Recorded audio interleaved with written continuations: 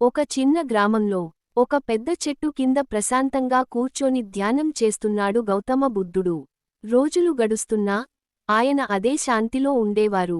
ఒక రోజు ఉదయాన్నే భిక్షాటన కోసం బుద్ధుడు గ్రామం వైపు నడిచారు. ప్రతి ఇంటి ముందు వినయంగా నిలబడి భిక్షం ఇవ్వండి అని అడుగుతున్నారు. ఆయన ఒక ఇంటి ముందు ఆగి భిక్షం అడిగారు. ఆ ఇంటి యజమాని బుద్ధుని చూసి ఆశ్చర్యపోయాడు. తర్వాత కోపంగా అన్నాడు, నీవు ఆరోగ్యంగా ఉన్నావు.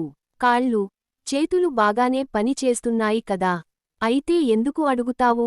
పని చేసుకో. ఇలా అడుక్కోవడం సిగ్గుకదూ? అయినా బుద్ధుడు చిరునవ్వు చిందిస్తూ నిశ్శబ్దంగా నిలబడ్డారు. తర్వాత ఆ మనిషి కొంత మిగిలిన అన్నం తీసుకొచ్చి ఇచ్చాడు. అప్పుడు బుద్ధుడు ప్రశాంతంగా అడిగారు, నీవు ఇచ్చిన ఈ భిక్షను నేను స్వీకరించకపోతే నువ్వు ఏమి చేస్తావు?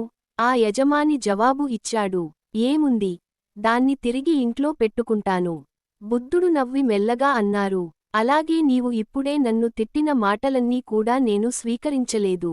ఆ మాటలు విన్న ఆ మనిషి తల వంచాడు. అతనికి నిజమైన జ్ఞానం లభించింది. మోరల్: ఈ సమాజంలో విమర్శించే వాళ్ళు మన చుట్టూ ఉంటూనే ఉంటారు. వారి విమర్శలని మనం స్వీకరించకుండా ముందుకు సాగిపోవాలి.